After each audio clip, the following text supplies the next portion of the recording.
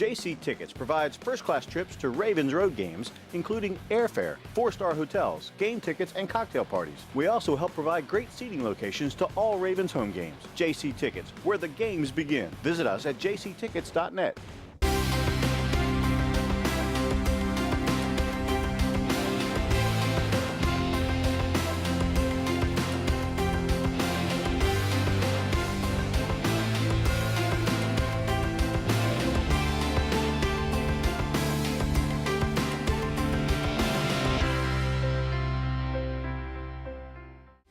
Ravens Wrap is sponsored by Bud Light, jctickets.net, Geico Insurance, Dunaway Furniture, Ocean City Golf Club, RussellStreetReport.com, Comfort Inn Gold Coast, Holiday Inn Express, BuyAToyota.com, your official site for Toyota deals. The original Green Turtle, hosted by the Blue Ox Bar and Grill. Welcome back in. It is the original Green Turtles Ravens Wrap show on Comcast Beach TV, and now this season also on WNDT TV Channel 47. Extremely happy to partner with them as we expand the Ravens Wrap show all across the Delmarva Peninsula. We're coming to you from the Ravens Room at the Blue Ox Bar and Grill, 127th Street in Ocean City, with Ravens fans all across Delmarva, including Ravensers 44. Give yourself a hand. It is week number 3 of the NFL, and the Ravens' upcoming opponent, the Cleveland Browns, on the road. Kickoff at 1 o'clock, and we'll delve into that game in just a second. The Ravens Wrap Show is brought to you by the original Green Turtle, the Blue Ox Bar and Grill, our friends at Bud Light, Comfort Inn Gold Coast, Geico, the Ocean City Golf Club, jctickets.net, the Holiday Inn Express at Northside in Ocean City, right next door to us here, Dunaway Furniture, and BuyAToyota.com. Don't forget to like us on Facebook, Ravens Wrap at the Blue Ox. We'll keep you updated there. Also, our website, by the way, ravenswrap.com. I'm Mike Bradley from 105.7 The Fan in Baltimore, locally for Mike and Jake in the morning on 92.7 WGMD. To my left, former football and lacrosse coach and Ravensers 44 member, Steve Slaza. Steve, welcome back again, sir.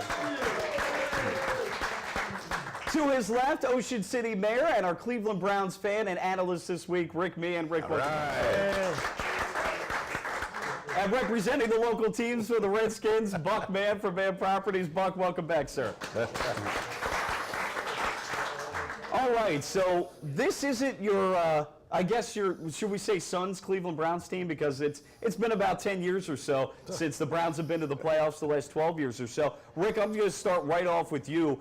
Mike Pettin, former Ravens coach who was with Rex Ryan in New York with the Jets, and then Buffalo last year as defensive coordinator, who I actually fortunately got to know a little bit in my time in sports radio in Baltimore, has taken over, and it looks like early on he's seemingly changed some of the culture already. Well, I think you've seen it, and I think it's evident, and just the whole way the team is playing out there. And now, it's only 2 games, and the Browns have kind of gotten our hopes up before. But when you look at this team now, and you look at the roster, and you look at the positions, they're starting to build some depth at the positions. Right now, they're playing without 3 of their best offensive players, Ben Tate, Jordan Cameron, and of course Josh Gordon, and they're still performing. Before, they never would have been able to do that. And good football teams have to have the next guy up. They have to have somebody else step in. Now, Miles Austin and Gary Bondrich, they're not the same players as 2 of those that I mentioned, but they're playing very, very well. The leadership from the head coach down is excellent, and they've survived so far the quarterback controversy. And of course, with Cleveland, all you heard since the draft was Johnny Manziel.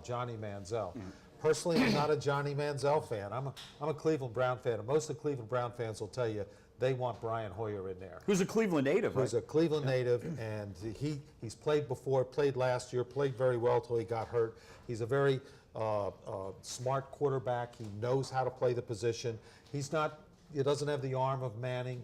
You know, he doesn't run like maybe RG3, but he's more of a Joe Flacco kind of quarterback. He's going to stand in there. He's going to be a leader. He's going to take a hit if he has to, and he's going to play smart. And the players have really rallied around him, I think. When they go into the huddle, he's in charge, and I think that's really shown. And the way they came back against the Pittsburgh Steelers, okay, they came up short. They've got to learn how to win. And as you know, Steve, good teams need to learn how to win. But then against New Orleans, they played very hard in that game, and they learned how to win. They came back at the very end of the game with an 85, 86-yard drive, 14 plays. Brian Hoyer took them down, kicked the field goal, won the game. They're learning how to win, and that's the first hurdle for the Cleveland Browns. Buck, from the outside looking in, are you buying into the Cleveland Browns so far? You know, I've spent many a Sunday with him watching football, and there's a whole crowd of Ravens and Redskin fans over here, and Rick's got the little black and white TV in the corner. But I'll say this for him, he has been a believer, true, and he stayed with him, and he's convinced me this year. Well, first of all, he's convinced me that it's not Johnny Manziel, but he's convinced me they got a team. And I was real happy to see him get Ben Tate, who I'm a big fan of. Yeah, local kid. Local boy. Stephen Decatur, Snow Hill. He wasn't doing it at Houston because he was playing behind a great player. In And Foster, I yeah. thought he was going to just break out at Cleveland. Unfortunately, he got hurt. So, but like you said, the next man up, they've got some horses, and I think they're going to be good.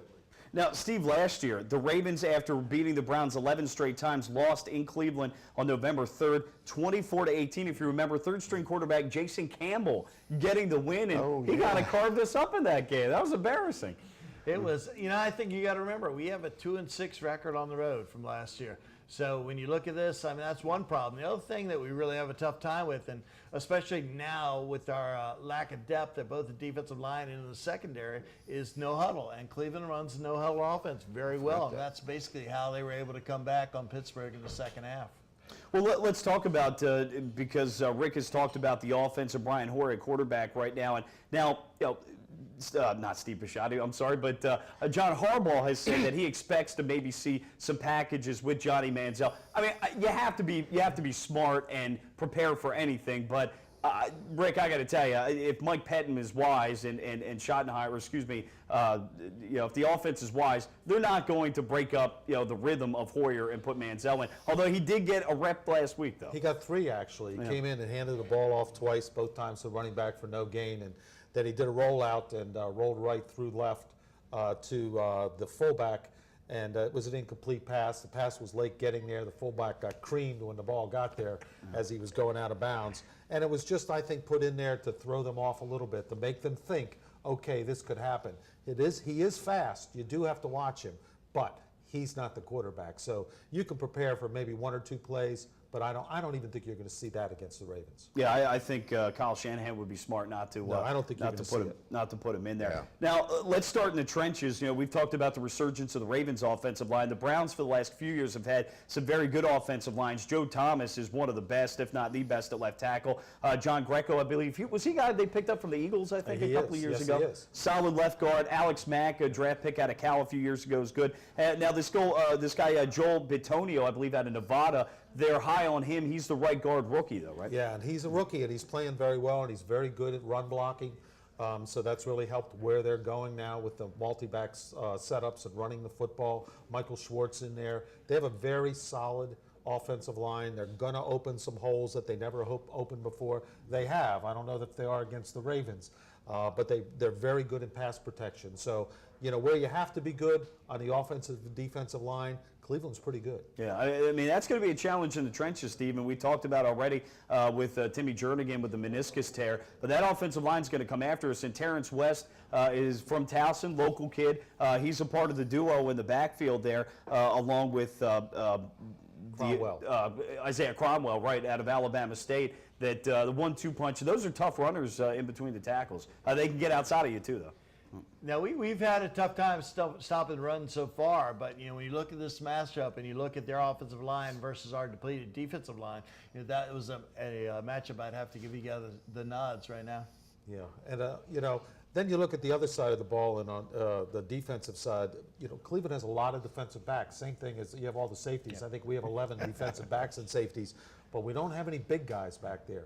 And they had a lot of trouble covering Jimmy Graham last week in New Orleans. Of course, everybody has trouble covering Jimmy Graham. He is just fabulous, knows how to shield himself and work on those smaller backs and safeties. And they picked up their yardage throwing to the tight ends. So those 2 tight ends of the Ravens are going to play an important part of attacking the Browns' defense. I think it's a great point. I want to get back to the offense, though, quickly. You talked about the injuries that you have. Andrew Hawkins and Miles Allstott, wide receiver, don't exactly instill fear. You got to think that the Ravens, the game plan's got to be stop the run and force Hoyer and the passing game to beat you, right? Yeah, they've played pretty well, but they're a step down from the 2 other guys, and they're going to throw Travis Benjamin in there. there too, the burner who can beat you and can stretch the defense, and he's going to be out there. So, you know, they're going to be throwing the short passes. They're going to be throwing screen passes. Hadn't thrown the ball to the running backs the first week, threw it multiple times last week to the running backs. So they're starting to bring those rookies around a little bit. They lost that option when Tate went out, and they're trying to work on it, and it worked successfully against New Orleans. So they're a pretty well-rounded offense, and they're going to create some problems, especially when they go hurry up, and they'll do that for a large portion of that game. Now, I think we look at the two rookie running backs. I mean, that really bodes well for Cleveland's offense over the next 10 years. You know, obviously nobody stays with anyone for 10 years anymore, but you know, if they stay with them for 3 or 4 years, that's really going to do a nice job. You're talking about the defense. Reuben, Taylor, Bryant all up front. Bryant picked up in free agency, but the other guys draft picks. And then you look at the linebackers there. Kruger, who picked up from the Ravens, he had 2 sacks in week 1. You've got Dansby, a great pickup from the Cardinals. And then Jabal Sheard, a guy that has had over the last 3 years something in the way of about 21, 22 sacks on the outside. Yeah, they've been very active. Kruger lost some weight. He looked really good in the New Orleans game, if you watch that. You've got Mingo on the other side. If he's able to play, he's been hurt. If not, Sherrard will play. They go 7 deep along the defensive line, and they're all good linemen, and you'll see them rotate them in and out of that game and keep them fresh.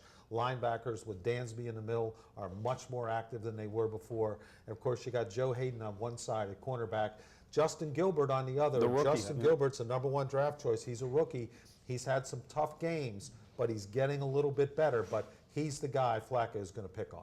I mean, Buck, this almost reminds me a little bit of a Ravens team of way back, that they have a stellar defense, or a very good defense that's building to maybe be a stellar defense, and a really good running game. Maybe not the best of passing games, at least right now, partially due to injury, but a great running game and defense, that'll get teams a long way in this league, though. Yeah. I mean, was that a great review of a team, though? It was. I mean, the man knows his team. You got to give him that. On a black and white TV, too. But No sound. With all due respect to my good friend Rick, I still got to go with. I think the enthusiasm of last Thursday night is going to carry right on through the Cleveland game. Wow. So what's your final score? 35-21. All right, Rick, what's your prediction? Wow, that kind of threw me, Buck. On that. You got to rethink mine. Well, you didn't pick me up tonight. Yeah, that's true. You know, like I said, this is only the 3rd game, and it is a home game. There is momentum. I think they'll build on it. I think the coach knows how to build on this. I think he knows how to install that winning attitude. You know, I think it's going to be a really close game. But as the fan, I mean, I'm sitting here with all the Ravens fans. I got to go with the Browns, 24-23. Go ahead. I will say Ravens 23-19, not because I'm not impressed with Cleveland, but just because you don't know what they have because of Atlanta and New Orleans. All right, I got to see us do it on the road, but I have a feeling the Browns are going to edge us out 20-17. We'll see. But go Ravens, go Orioles, by the way. More of the Ravens Wrap Show next week. Keep it here. Comcast Beach TV and WNBT TV Channel 47.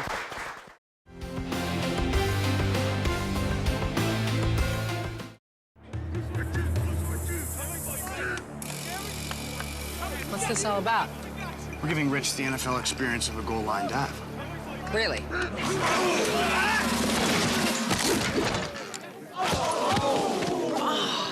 There's an easier way to get an ultimate NFL fan experience. Just snap the tag wherever Bud Light is sold and you could win. Bud Light in the NFL. Here we go.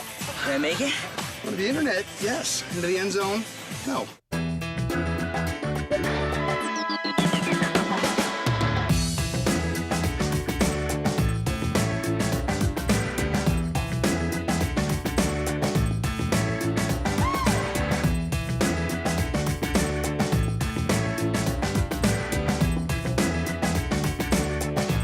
Come see us at Blue Ox.